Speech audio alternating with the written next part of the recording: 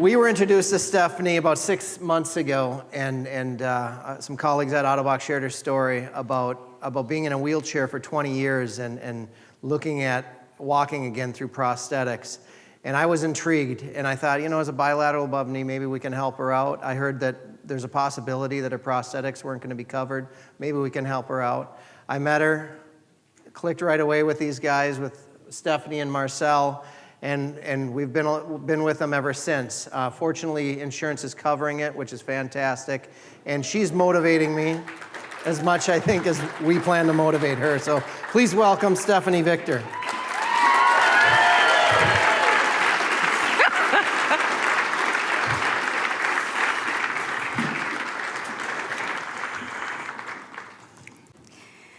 Fear can be a powerful, motivating force.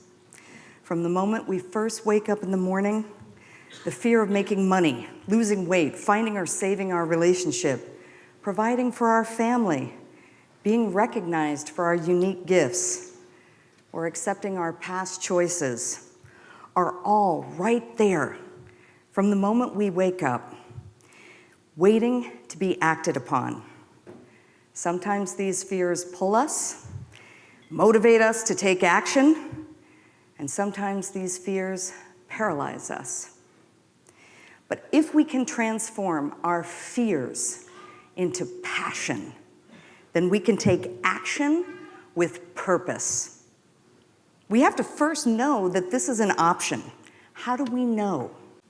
We must choose to cultivate awareness of ourselves, our behavior, our choices, and the world around us. From the moment I woke up in ICU, after losing my legs, I made the choice to live. And I wanted to live my life to the fullest because I'd been given a second chance. And for me, that meant expressing my gratitude, giving thanks for everyone and everything in my life, even the things that I didn't like. I was always passionate about making films and telling stories. So I committed myself to making a documentary film about my recovery. And what I envisioned, I would make a difference, and I would choose to be the example, to live the example of overcoming a tragedy and doing something with it. That would inspire others to be more, to live their greatest potential. I didn't know what that something was, but I soon discovered that the more I did to gain my independence and take responsibility for myself while embracing a positive attitude and expressing it, even in the presence of something unthinkable, I would make a difference. That became my motivation, not fear. And so I would rise up, take the pain, move forward, and radiate love and joy because I still could. Those early days in the hospital became a moment-to-moment opportunity to choose love or fear, despair or gratitude. And as I made the right choices, I developed discipline to keep choosing higher. But I didn't always make the right choices. You see, I'm still a human being. And I was in pain, and I was afraid. I was afraid of this new life without legs. But when I did choose love and gratitude, and especially when I expressed it, I felt purposeful, empowered, and most importantly, connected to those closest to me. Even strangers on the street, because I recognized their pain and suffering as something that we all experience as human beings, and I knew I was not alone or unique. This feeling of connection primarily motivated me, and I felt this connection immediately through what could be measured in physical activity. It first started in ICU with a single pull-up in my hospital bed. This was a necessity, you see, because I had to go to the bathroom and use the bedpan. Going to the bathroom is a very important part of one's independence. And that pull-up elevated me. It literally lifted me up out of the bed. I became infused with the purpose of my own independence. My parents, my brother, those closest to me could not conceal their fear about my future. And every move I made to take responsibility for my independence, including my medical treatment, financial responsibility for my treatment, my legal expenses, and my new living environment as a double amputee, eased their fear and empowered them to assist me. I had no idea how I would achieve my goals. I relied on my faith and taking action. I prayed to God for guidance, and I took action in the direction of that guidance. Meaning, I didn't just lay back in my hospital bed and wait. I got a computer, I set up an office. Sound familiar? I made phone calls, I did research, and I sought out the best doctors and lawyers and enrolled them in my vision to live a full, independent life as the subject of my own documentary film. Albert Einstein said, everything is energy, and that's all there is to it.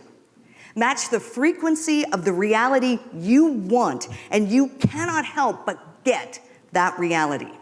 It can be no other way. This is not philosophy, this is physics.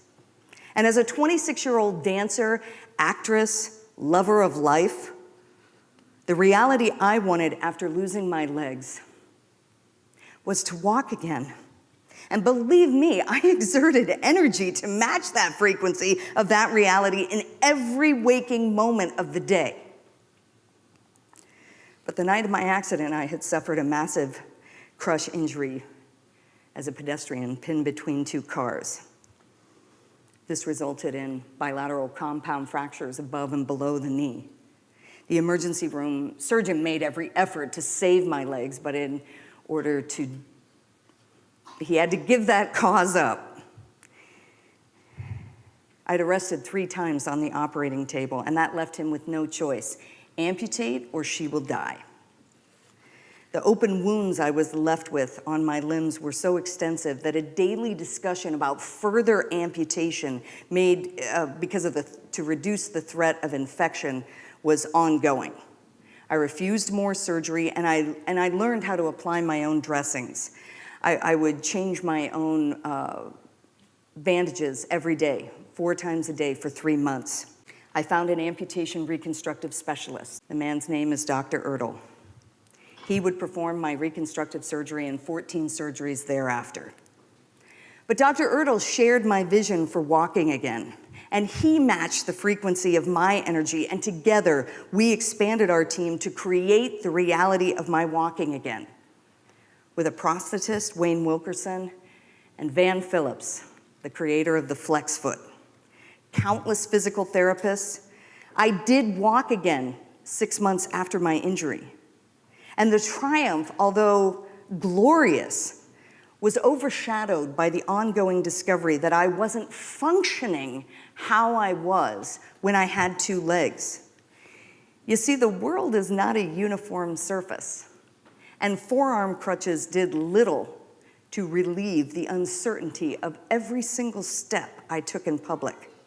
I was high above the ground on what felt like stilts, and I had very little control over the knees or my limbs underneath me, not to mention the ever-increasing pain of the sockets. So although I was upright and out of my wheelchair and eye level, I was not free to go wherever I wanted, and I was limited by the terrain that I could navigate and the endurance that I lacked to go any distance. Even a few steps on an even surface with forearm crutches left me sweaty, fatigued, and wondering how I would ever get anything done. I trained every day in my prosthesis, and then I would abandon them for my wheelchair to get shit done. From the grocery store to pumping my own gas, it wasn't easier by any means to use a wheelchair. But I was more efficient and I could cover more distance. I was torn between the acceptance and praise I received while walking with prosthetic devices to the freedom and longer duration I could achieve while wheeling, which was not praised or accepted. In fact, using a wheelchair is most oftentimes described in the negative. She's confined to a wheelchair. I was physically and literally looked down upon. Thank God I found skiing. It was neither choosing to walk or wheel. It was freedom and speed. You see, I found the two loves of my life that day I found skiing. I found the sport that would feed my soul and the coach whose love and passion for skiing went beyond our goal to win gold. Our shared vision, coupled with a foundation of respect, ultimately led to our decision to become husband and wife. Our love became the energy far greater than any other frequency, and the reality we live does not depend on winning gold medals or walking or wheeling. It is sustained by love. That is what motivates me.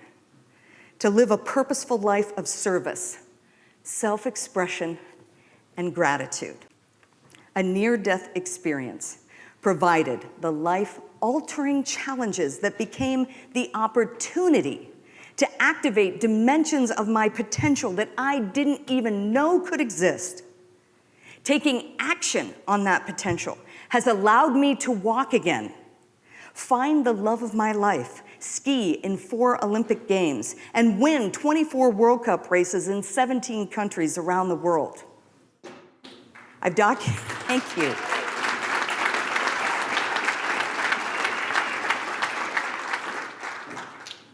And document every single moment in a film that I hope to finish that will inspire others to know that they are not alone and their greatest potential awaits their choice. Aaron Holm inspires me. He inspires me with his walking, with his service, through the creation of this foundation and the collective energy that is every single one of you in this room. He inspires me as a human being, as a humble and loving father, a committed husband. He also makes the moment-to-moment choice of love over fear, gratitude over despair, and shares that in a remarkable way through this foundation. The humanity that I am witnessing in this room tonight is humbling to me, because I wonder what could have been achieved if I would have had a support system like this.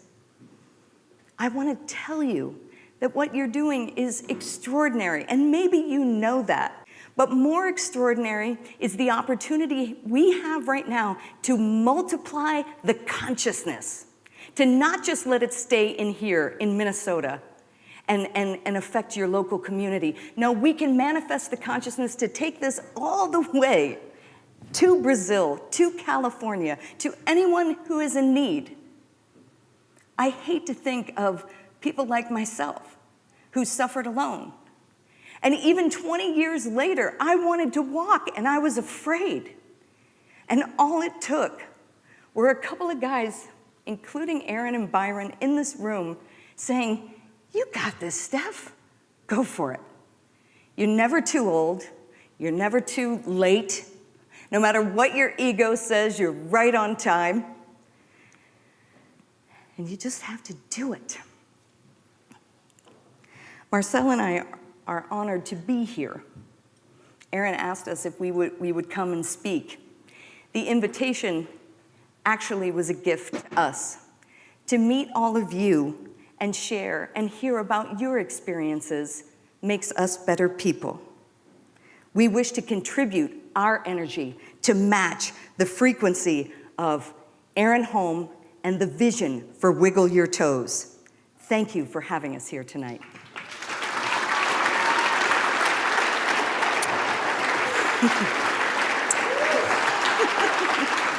Thank you.